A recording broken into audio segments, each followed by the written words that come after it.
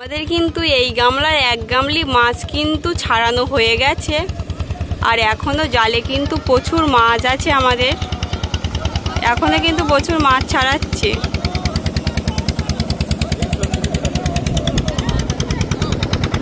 সবাই ঘুরতে এসছে কিন্তু বাইরের দিক থেকে। নমস্কার, অজানা সুন্দরবন থেকে আরও একটি নতুন পর্ব আপনাদেরকে দেখাবো। তো আমরা গাঁড়াল নদীতে জালটা পেতে এসেছি, জাল ফেলাটা বন্ধুদেরকে দেখাতে পারিনি। তো এখন জাল তুলে কী মাছ পাই বন্ধুদেরকে দেখাবো, তো আপনারা দেখতে থাকুন। আমরা দেখতে দেখতে কিন্তু লাহিড়িপুরের যে বাঘের জঙ্গল, সেই বাঘের জঙ্গলে গা ঘেঁষে কিন্তু আমরা গাঁড়াল নদীর দিকে এগিয়ে যাচ্ছি। তা যেতে যেতে বিভিন্ন প্রজাতির গাছ মানুষকে একটু কাছ থেকে দেখাতে বলবো। আর হাওয়া কিন্তু হচ্ছে খুব অতিরে হাওয়া, ঠান্ডাও পড়েছে ভালো। নদীতে মাছ খুব একটা মিলছে না, তবু ডুবো জালটা আমরা ফেলেছিলাম, দেখি ডুবো জাল তুলে কী মাছ বন্ধুদেরকে দেখাতে পারি। সম্পূর্ণ ভিডিওটা আপনারা দেখতে পারেন।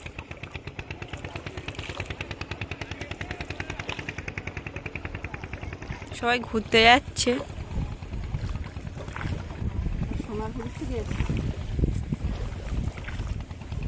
আর আমরাও আমাদের জালের কাছে কিন্তু আস্তে আস্তে এগিয়ে যাচ্ছি। আর গাঁড়াল নদীর কিন্তু আজকে কিন্তু প্রচুর ঢেউ হচ্ছে।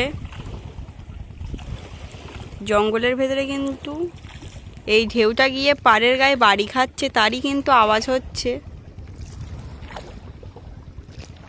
তো সম্পূর্ণ ভিডিওটা আপনারা দেখতে থাকুন, আশা করছি ভালো লাগবে। আমাদের কিন্তু ডুবো জালের গ্রাফিটা কিন্তু তোলা হচ্ছে, আর প্রচুর কিন্তু ঢেউ হচ্ছে। গ্রাফিটা কিন্তু উঠে গেল।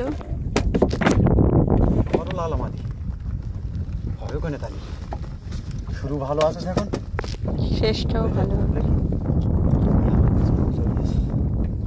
লাল চিংড়ি, ছোট্ট লাল চিংড়ি। এই দেখ কেমন এক জায়গায় দুটো মাছ কিনতে আছে। লাল চিংড়ি একটা বড় লাল আমাদের আছে। লাল আমাদের ভালোই আছে। লোটো মাছ জ্যান্ত লাল। ফুলকপিটা ফেলো। ওই দেখি নোনাটা একটা না দেখো, একটা মাছ দেখো। তোর গায়ে আবার ডিজাইন করা দেখেছো? এই নোনাটার জন্য কিন্তু নদীতে মাছটা খুব একটা পাওয়া যাচ্ছে না, প্রচুর এই নোনা চলে যাচ্ছে। চলো চলো টান্দা।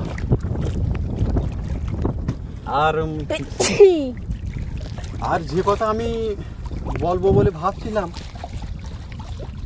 মানে আমরা প্রথম ইউটিউব থেকে যে পেমেন্টটা আমরা পেয়েছিলাম, সেই পেমেন্ট দিয়ে কিন্তু আমরা হরিবাসরের জন্য কিন্তু টালি কিনেছি। সেই টালিটা হরিবাসর দেব। তা সম্পূর্ণ ভিডিওটা আপনারা দেখতে থাকুন। ছাড়ি গেল একটা মাছ, তো ওই বটা আর একটু দূরে তো খান চলে গেল একটা মাছ, পুরো অনেকটা দূরে উঠে চলে গেল।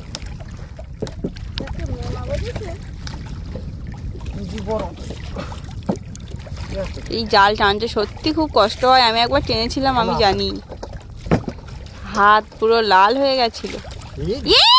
কি এই জায়গায় কি এত টেংরা মাছ না কি? ওটা কি ভোলা মাছ? কি এটা হচ্ছে দেখো।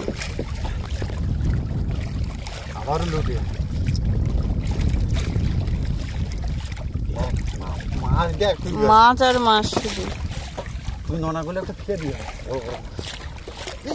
আবার একটা ছাড়ি গেল, ছাড়ি যাচ্ছে মাছ। কি বড় বড় লোটে মাছ। লোটে মাছের সাইজ গুলো দেখতে হবে শুধু, প্রচুর বড়। ওই জলে ছেড়ে কিন্তু চলে যাবে। দেখো দেখো মা টানো জোরে। মাছ তো টানছে। কি মাছ? ওই আর একটা চলে গেল, বড় বড় চিংড়ি একটা চলে গেল, বড় লাল চিংড়ি একটা চলে গেছে। থাক না, পরে যখন জাল ছাড়াবো সেই সময় ভালো যাবে, নইলে অনেক মাছ চলে যাচ্ছে তোমার। কি বড় বড় লোটে মাছের সাইজ দেখো বাবা, প্রচুর মাছ বেঁধে গেছে। আর একটা জাল নামাবো না, লোটে মাছ ধরেছে পুড়ে যায় না যেন। সত্যি খুব বড় বড় সাইজের লোটে মাছ। মাছ আর মাছ। বাবা এই দারুণ মাছ ধরেছি। প্রচুর মাছ। এই দেখো ওই জায়গাটা দেখো, এক জায়গায় চিংড়ি মাছ, তারপর লোটে মাছ, কি বড় বড় চিংড়ি মাছগুলো। একটা চলে গেল, কি করবো না? ফেসা মাছ। কি পড়লো ওটা? একটা দুলো খাইছে। হ্যালো ওই ফুলকপি দুটো ফুলটা। ধুলো খুলে চলে যাচ্ছে। লোটা বড় পালা বাজেছে আবার। পালাটা ফেলো।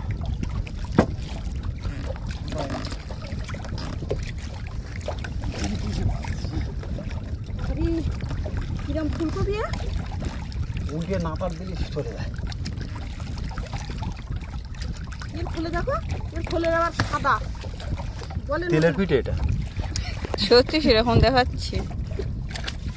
ঠেলে দে।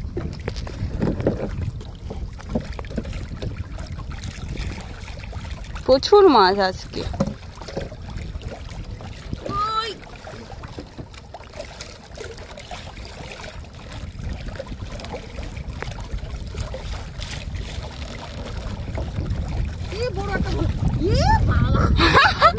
ওটা কি বাবা, বস্তা মতো দেখাচ্ছে পুরো। সিগনাল চলে গেল বড়। দেখো বাবা অনেকটা কত প্রচুর বড় ভার। এই আবার ওটাও দিচ্ছ কেন? কত বড় এ বাবা। এই নোনার জন্য কিন্তু মাছ পড়ছে না। জাল তোলো, জাল তোলো।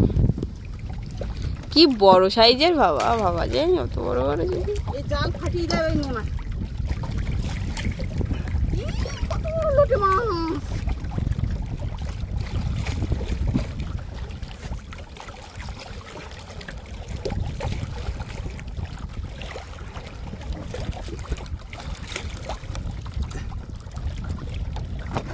কি বাবা, কি বড় বড় মাছ সাইজে, শুধু দেখো।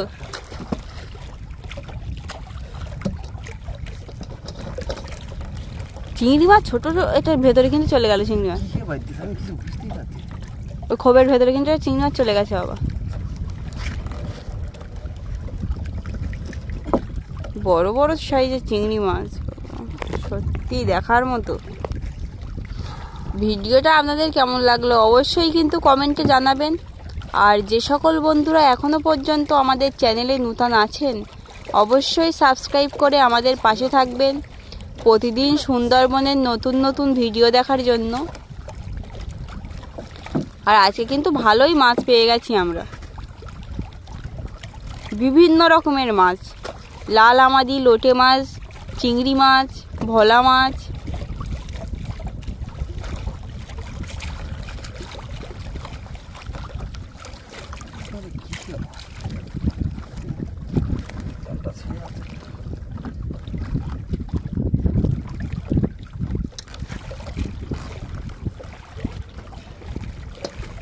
এই জাল তোলা খুব কষ্টের ব্যাপার।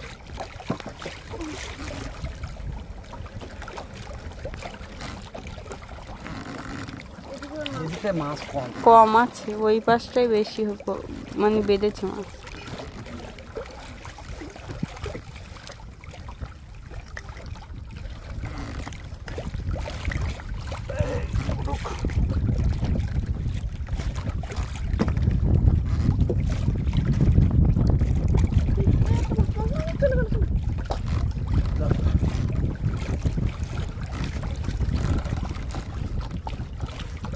ভালো আছে ভালো।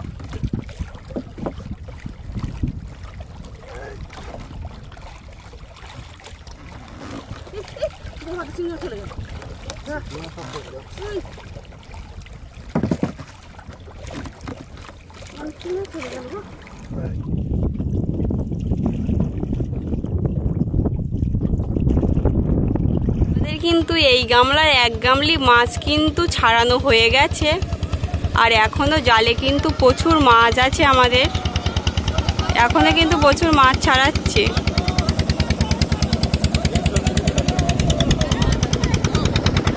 সবাই ঘুরতে এসছে কিন্তু বাইরের দিক থেকে।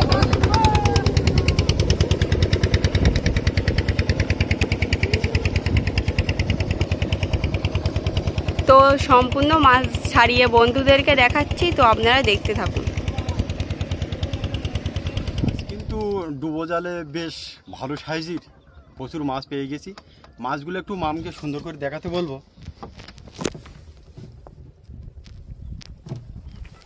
তা হরিবাসরের জন্য যে টালিটা সমরেশ আনছে সেই সোনাখালি থেকে, তাই হরিবাসরে গিয়ে দেখা হচ্ছে, কথাবার্তা হচ্ছে। সম্পূর্ণ ভিডিওটা আপনারা দেখতে থাকুন, খুব ভালো লাগে। নামটা কিন্তু এই বোটটায় যায়, বোটে কিন্তু হচ্ছে এই রাধা গোবিন্দ মন্দিরে যে টালিটা আমরা দেবো সেই টালিটা কিন্তু ওই বোটে এসেছিলো। তা বোটটা ওইখানে বাঁধা বলে আমরা বোটটা নিয়ে আসতে পারিনি, সেজন্য কিন্তু আমাদের সেই ছোট্ট নৌকোটাই করে নিয়ে এসেছি।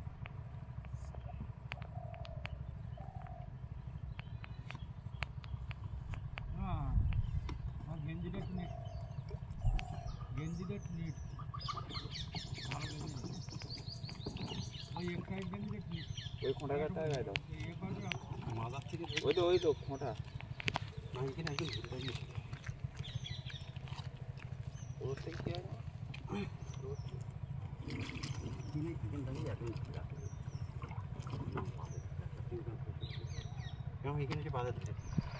অনেক দিন আগে কিন্তু আমি বন্ধুদেরকে বলেছিলাম যে আমাদের লাহিড়িপুরের যে হরিবাসর, আমাদের ইউটিউবের থেকে প্রথম যে পেমেন্টটা আমরা পাবো সেই পেমেন্ট দিয়ে কিন্তু আমরা হরিবাসরে টালি দেব। তা সেই শুভ দিন আজকের কিন্তু আমাদের হয়েছে। আমরা টালি অলরেডি আমরা প্রস্তুত করে ফেলেছি, টোটাল 14 পেটি টালি।